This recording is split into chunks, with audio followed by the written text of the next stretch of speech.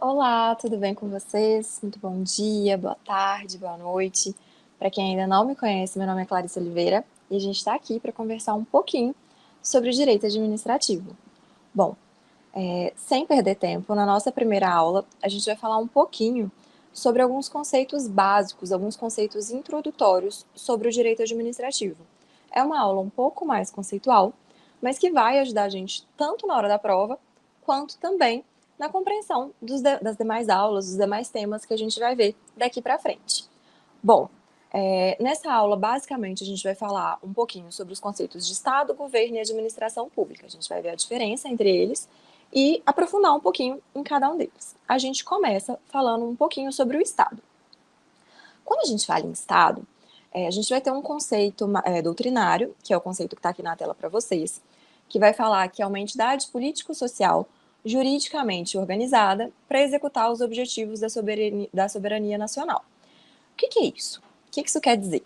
Quando a gente pensa em Estado, a gente está pensando naquela pessoa jurídica, naquela pessoa, por assim dizer, pessoa jurídica, é uma criação do direito civil que vai se adequar aqui, porque a gente não tem uma pessoa mesmo, uma figura natural representando o Estado, a gente tem um complexo ali de pessoas e de bens, por isso que a gente chama de pessoa jurídica.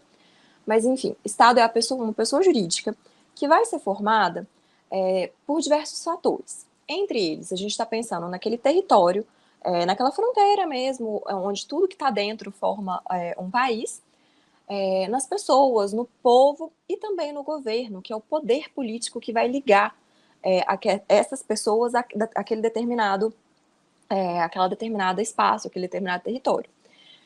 Então, o conceito bonito que a gente dá, basicamente, é uma organização de um poder, é a organização de um poder político, que vai reconhecer, que as pessoas vão reconhecer como um Estado, e exatamente em face desse reconhecimento, é legítimo para ele o uso da força para salvaguardar, para segurar o poder dele, as fronteiras dele, o território dele.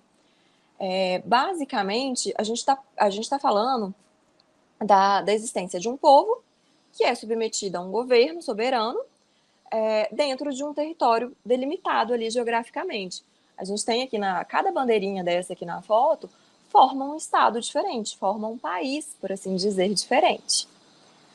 Bom, quando a gente fala no Estado brasileiro em si, a gente vai lembrar que o Estado brasileiro tem algumas características próprias.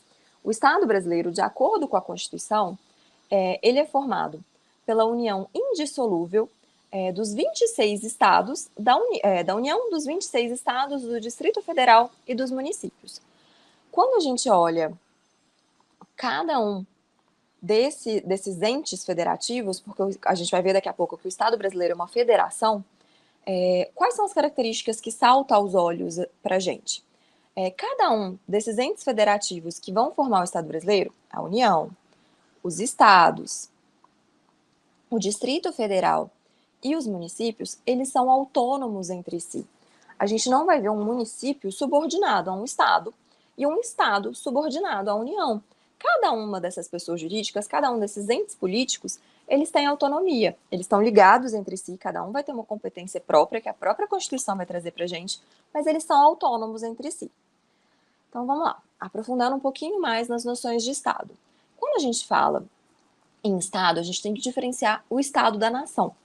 Quando a gente fala em Estado, como a gente viu, a gente está falando numa entidade jurídica, numa entidade política, ali, numa convenção que foi dada, que fala da organização de um conjunto de pessoas em determinado território, que estão ali subordinadas a um governo próprio.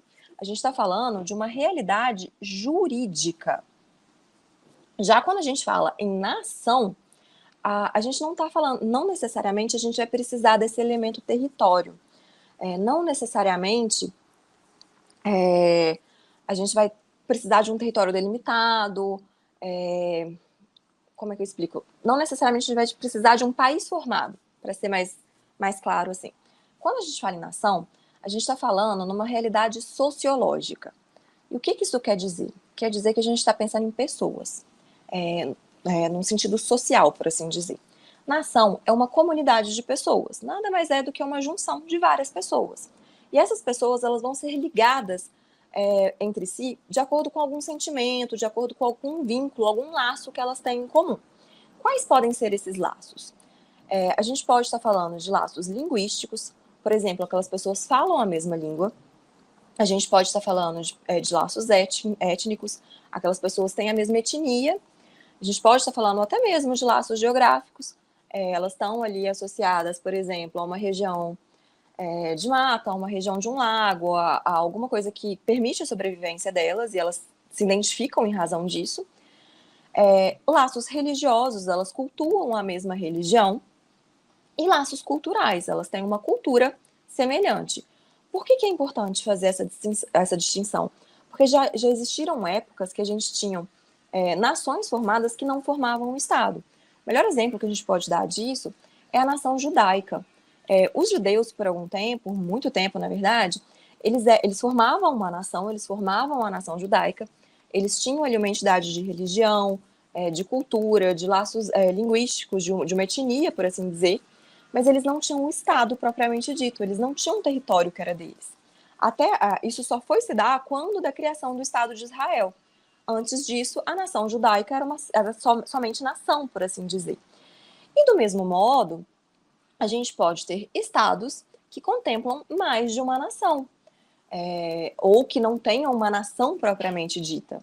A gente tem diversos estados, incluindo o Brasil, que tem uma população diversa, uma população que pode falar línguas diferentes, que traz etnias diferentes, que até mesmo, que apesar do contorno geográfico da União ser o mesmo, a realidade de cada estado, de cada etnia é diferente, que vai possuir religiões diversas e também culturas diversas. E nem por isso deixam de formar um Estado, porque o conceito de Estado é um conceito, uma realidade jurídica, é um conceito político e não uma realidade sociológica. Mas vamos lá. Ainda dentro de Estado, quando a gente fala em elementos do Estado, a gente está falando basicamente do que é necessário para formar aquele Estado. A gente tem um elemento espacial, que nada mais é do que aquele território, aquela delimitação geográfica.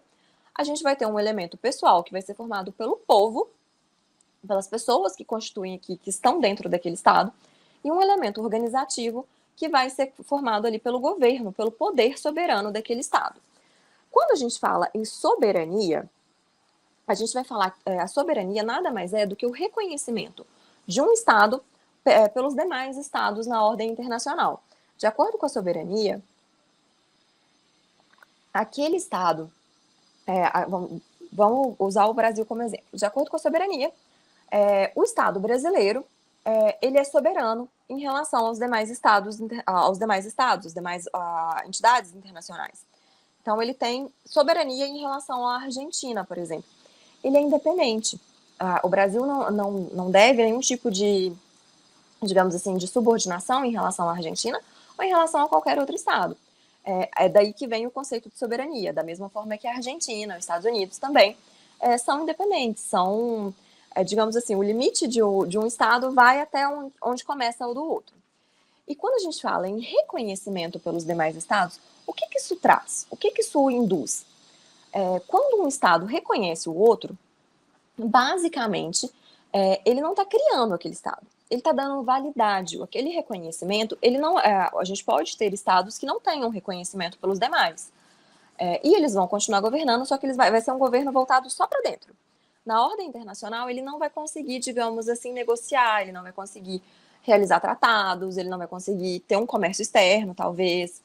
O reconhecimento dos demais estados, ele não é um reconhecimento que vai constituir, mas é um reconhecimento que, de certa forma, vai trazer uma validade, que vai ali permitir, vai declarar que aqueles estados internacionais reconhecem aquele estado como um estado soberano, digamos assim, respeitam a soberania daquele estado e podem ali se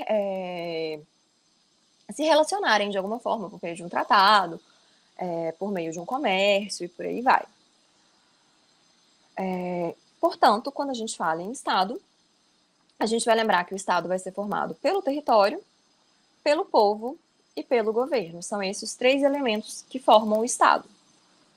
Quando a gente fala em território, a gente está falando numa base física. sobre qual vai se fixar ali aquele povo e sobre o qual vai poder ser exercido aquele poder, aquele governo em si. Basicamente é aquele âmbito em que aquele Estado vai exercitar a própria soberania.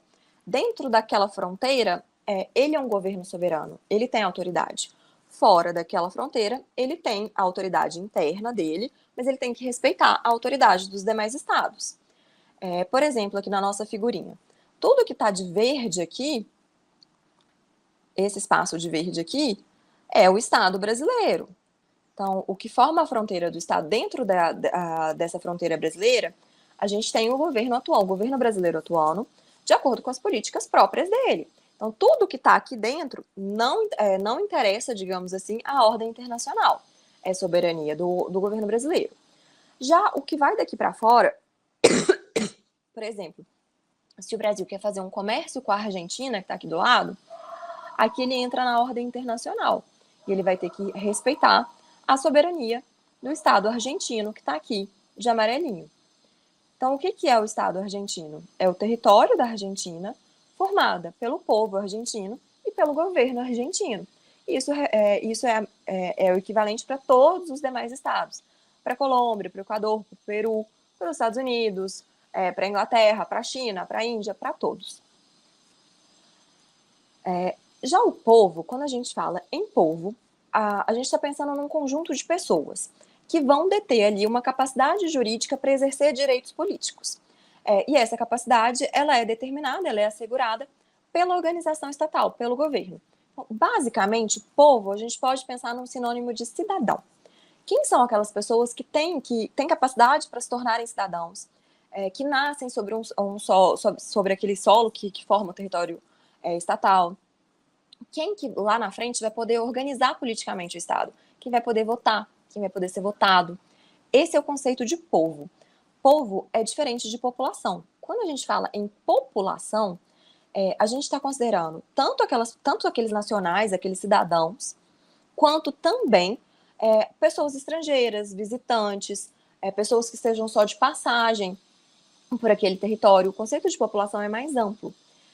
Digamos assim que basicamente, aquela população está sujeita ao poder daquele Estado, porque ela está dentro daquele território, mas não necessariamente toda a população vai ter direitos. Por exemplo, direitos políticos, o direito de votar e de ser votado, só é conferido aos cidadãos. Quando a gente fala em população, a gente vai incluir os cidadãos, os nacionais brasileiros, os estrangeiros, os apátridas, que são aquelas pessoas que não possuem uma pátria própria, e os visitantes temporários, por exemplo, os turistas. Já o conceito de povo, como a gente viu, é mais restrito. São só aquelas pessoas que vão ter capacidade jurídica ali de exercer os direitos políticos, são só os cidadãos. Povo também não se confunde com nação, a gente já viu o conceito de nação. Embora o conceito de nação ele esteja ali ligado ao conceito de povo, ele vai envolver conceitos sociológicos próprios. Às vezes o conceito de nação é um pouco mais amplo do que o conceito de povo. Já a definição ali de povo em si vai seguir simplesmente critérios jurídicos. O que aquela Constituição falou que constitui o povo brasileiro? O que aquela Constituição, aquela organização falou que vai constituir o povo argentino? E por aí vai. E por fim, como último elemento de Estado que a gente vai lembrar do governo. Basicamente, governo é exercício de poder soberano. É um poder soberano estatal que vai ser voltado ali a um atingimento de finalidades daquele Estado. Quando a gente fala em governo, a gente pensa no plano interno, no plano de dentro daquele país, um poder soberano originário, digamos assim. Ele não vai emanar não tem ninguém dando aquele poder para ele simplesmente originou. Ele é absoluto. A gente não tem, digamos assim, a gente não pode ter, por exemplo, no Estado brasileiro, 2 presidentes. A gente tem um presidente só que vai que vai governar o país. Ele é absoluto, ele não encontra limite jurídico, digamos assim, dentro do Estado, o presidente, ele é absoluto, ele não tem, digamos assim, ele não deve observância, ele não tem que observar os limites de um outro presidente, porque a gente só tem um. Então, os limites que ele vai ter são os limites que são dados pela própria Constituição do Brasil. Já quando a gente pensa no governo em plano internacional, ele continua com a soberania dele, dentro do estado dele, mas ele vai encontrar limite jurídico na soberania dos demais estados, como a gente já falou. O que a gente precisa ali para ter uma coexistência pacífica de governos diferentes, de estados diferentes. O governo, portanto, ele vai ser formado por um grupo de pessoas que vai tomar as decisões obrigatórias para a coletividade. Quando a gente pensa no Estado brasileiro, a gente tem um governo federal, que é formado ali pela União, que é onde a gente tem, comandando o Poder Executivo, o Presidente da República. A gente tem governos estaduais, que vão ser os governos de cada ente da federação ali, de cada estado que compõe o Estado brasileiro, que vai ser comandado no Poder Executivo pelo governador. E em relação aos municípios, a gente também vai ter um Poder Executivo que vai ser governado pelo prefeito. Todas essas pessoas são eleitas pelo povo, que também como a gente viu, um elemento do Estado. Esses governantes, eles nada mais são do que representantes do povo. Eles vão representar o poder soberano do Estado e vão decidir ali em nome da coletividade. O plano interno e o plano internacional, a gente já viu que o governo é soberano e absoluto no plano interno, e a soberania dele é limitada à soberania dos demais estados no plano internacional. Formas de Estado. Quando a gente fala em forma de Estado, a gente está pensando no modo como aquele Estado vai se estruturar, como ele vai se organizar politicamente. Basicamente, como aquele poder político ele se organiza dentro daquele território. Quando a gente pensa em formas de Estado, a gente pode ter tanto um plano internacional quanto um plano constitucional. O que vai interessar para a gente aqui é o plano constitucional. De acordo com a Constituição, com o plano constitucional de cada Estado, aquele Estado ele pode ser centralizado ou descentralizado.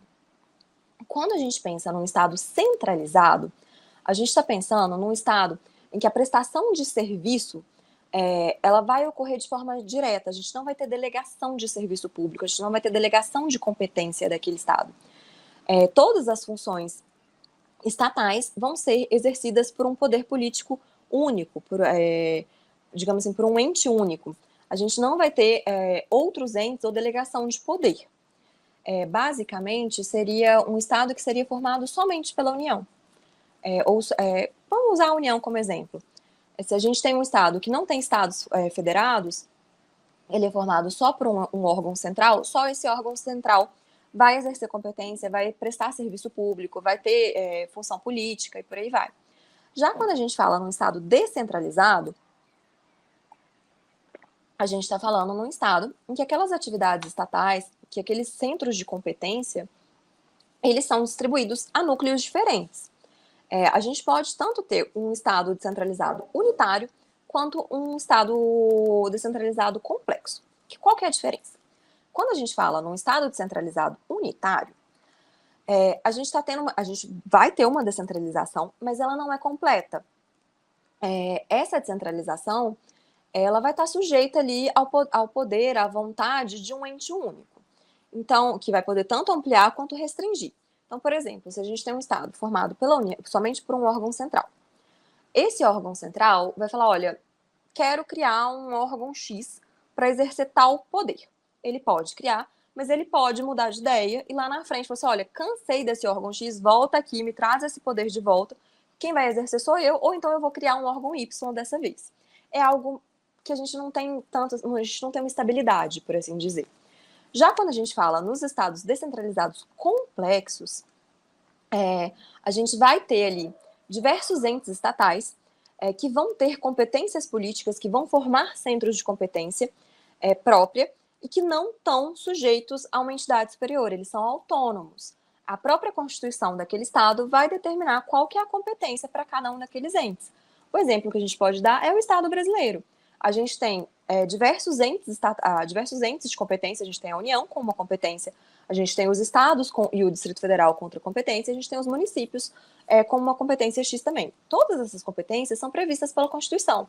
Então, a gente não vai ter a União falando, olha, Estado, você não pode fazer isso, vem cá que eu vou fazer. Não, aquela competência é do Estado e é só dele. Da mesma forma, a gente não vai ter um Estado virando para o município e falar, olha, município, não gostei que você fez isso aí, não.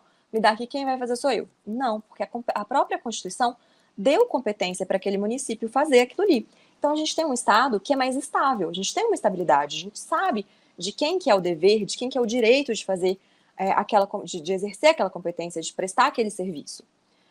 Bom, basicamente, de formas de Estados, a gente vai falar do Estado federal e do Estado confederal. A gente começa pelo Estado federal.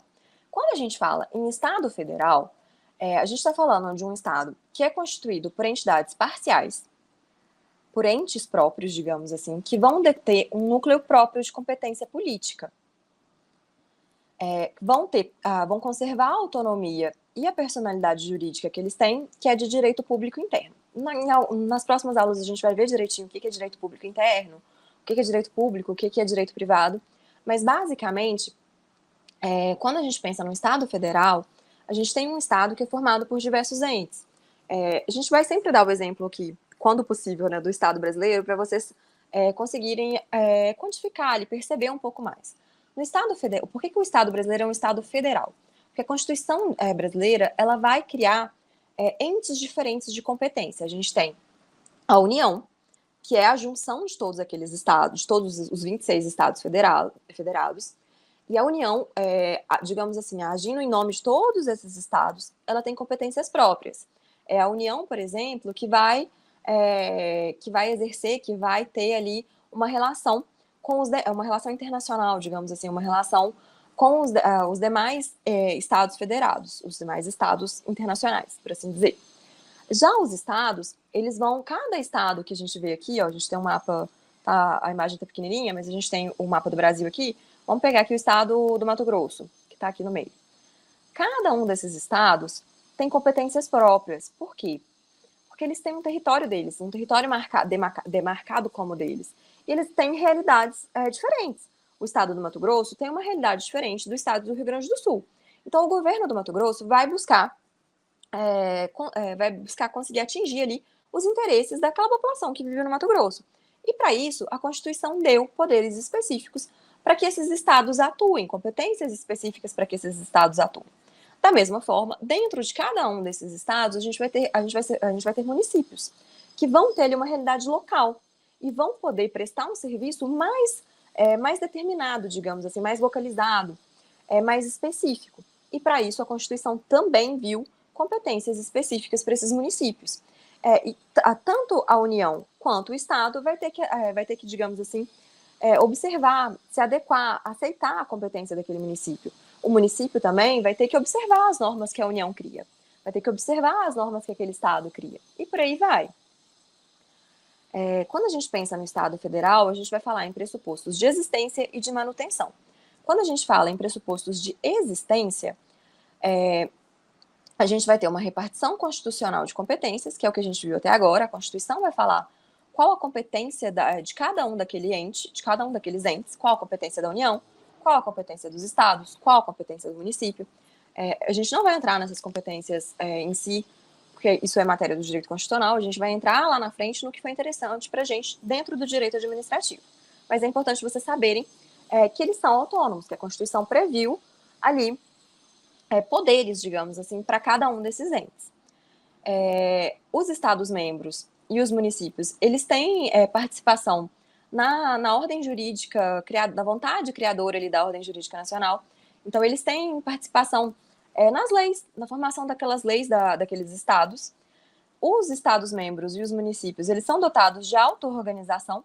A gente tem um poder constituinte decorrente que vai permitir que aquele Estado-membro crie uma Constituição estadual, que aquele município tenha uma lei orgânica municipal.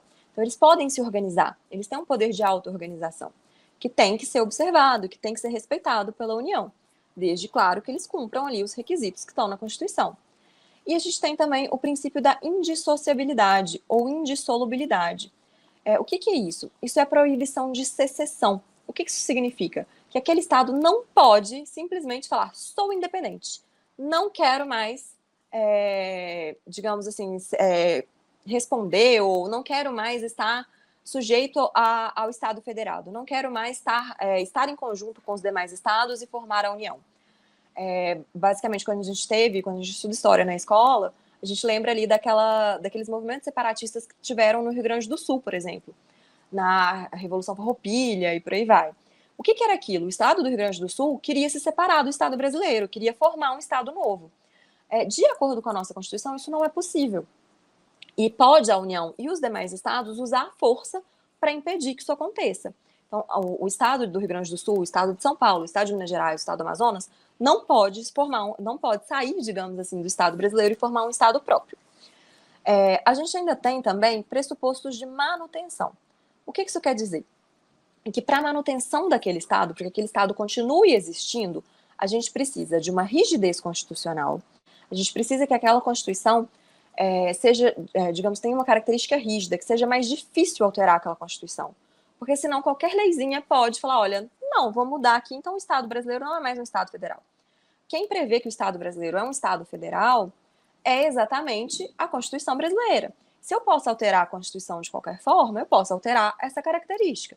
Então, para isso, eu preciso que seja mais difícil, ou até mesmo que em determinados casos não seja possível alterar aquela Constituição. É isso que a gente chama de rigidez constitucional. E também a existência de um órgão que seja responsável pelo controle de constitucionalidade das leis e pelas decisões ali dos conflitos de competência entre aquelas entidades. Toda vez que a gente tiver um conflito de competência entre a União e um Estado, entre a União e um município, entre o Estado e o município, eu preciso de um órgão que fale quem está com a razão, digamos assim. E também um órgão que fale que aquela lei estadual, que aquela lei federal está de acordo com a Constituição Federal. Para aqui no Brasil, quem faz esse papel é o Supremo Tribunal Federal. Vamos lá. A gente tem duas formas de criação de um Estado federal. A gente tem o federalismo por segregação e o federalismo por agregação. Qual a diferença? É basicamente o que está na figurinha aqui.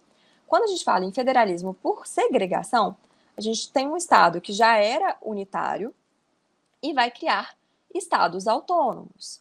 Então, a gente tem, por exemplo, a União criando entes da federação. Então, a União está pegando o poder dela e distribuindo. O poder antes era assim, ele era todo concentradinho, e a União falou, olha, vou distribuir porque vai ser melhor. Então, ela faz, ela abre, digamos assim, ela cria outros entes para dividir essas competências, para dividir esse poder.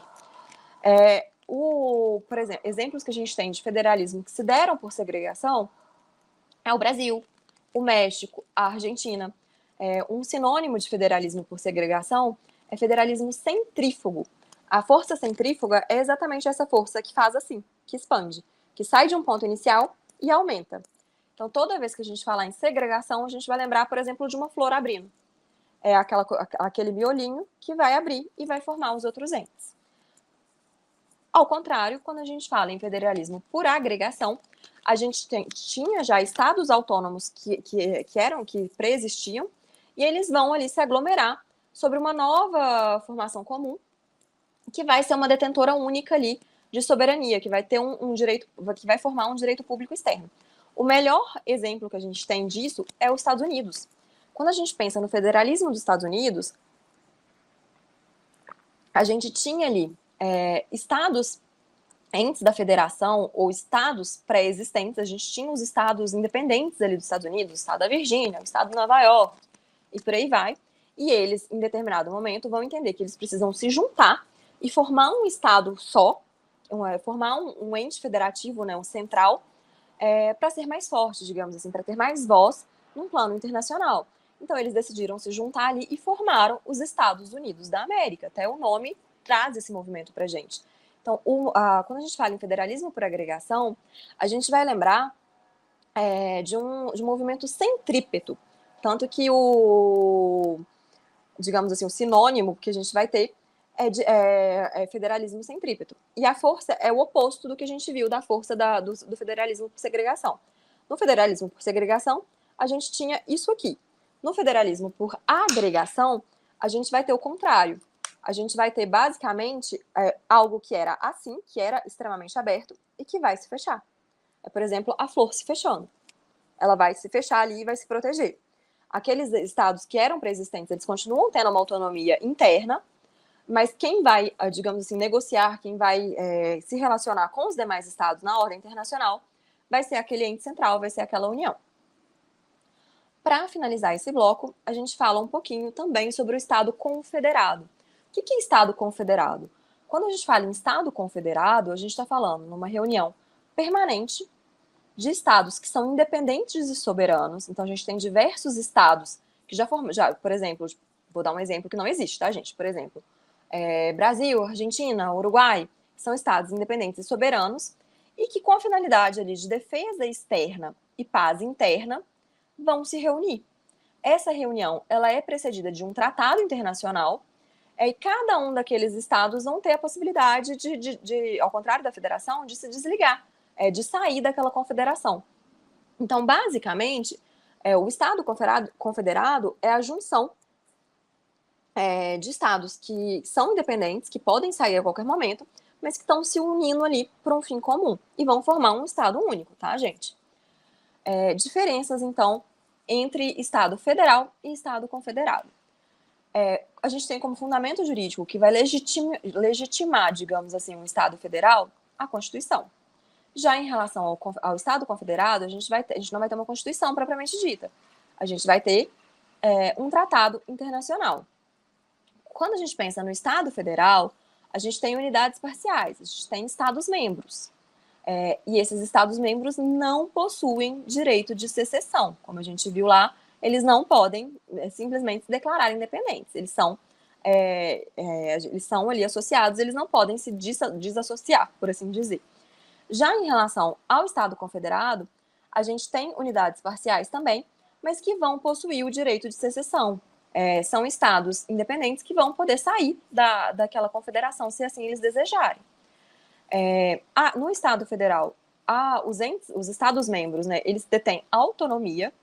Já no Estado confederado, eles detêm soberania. Eles formam estados próprios, então eles têm soberania em relação aos demais. O que acontece dentro de cada um daqueles estados é problema daquele estado. Ele só tem que respeitar a soberania do outro. Já em relação ao Estado federal, o que acontece dentro de cada Estado-membro também é problema da União, também o que acontece dentro de cada município também é problema daqueles estados. Bom, gente, nesse primeiro bloco, era isso que eu queria conversar com vocês. A gente volta no segundo bloco para terminar os conceitos de administração pública também, de governo, que a gente ainda precisa dar uma olhadinha, e para fazer alguns exercícios para poder memorizar. Muito obrigada, a gente para rapidinho para tomar um café e a gente já volta. Você acaba de assistir a uma aula ou uma parte das muitas aulas que nós temos aqui no nosso curso online preparatório para o TSE-TRE, edital foi publicado tanto para técnico como também para analista. E se você chegou até aqui é porque gostou, não é verdade? Então continua, porque eu tenho um recado importante para te passar. Nós montamos o curso online preparatório com tudo o que você precisa para ser aprovado nesse concurso, fazer parte da elite da aprovação. Você vai ter no curso acesso imediato, acesso ilimitado, teoria e questões comentadas, material em PDF e vários bônus, caderno de questões, simulados, revisão de véspera, redação corrigida para quem vai fazer a prova para analista, lives e tutoria, tá certo? Valor especial de lançamento do curso preparatório. Visualiza aqui comigo essa informação. Olha só. Se você for prestar só para técnico judiciário área administrativa, valor de lançamento do curso de R$ 497 por apenas R$ 247 ou 12 vezes de R$ 24,65. Se você for fazer para analista judiciário, aí o valor é de 697 por apenas R$ 347 ou 12 vezes de R$ 34,65. Os links dos cursos estarão abaixo desse vídeo, na barra de descrição ou na barra de comentários. Basta você clicar num dos links que você deseja prestar e iniciar sua preparação. Como eu falei, o acesso é imediato, tá bom? Lá na página do curso tem um chat online. Caso você tenha alguma dúvida, é só digitar lá que um dos nossos consultores vai te atender e vai sanar todas elas. Ou você também pode chamar na central de atendimento WhatsApp, tá aí o número 11 97465 6052. Tá certo? Então, ó, clica no link aí, num dos links que você deseja, e inicia sua preparação imediatamente. Estou te aguardando dentro da plataforma. Grande abraço e até mais. Valeu!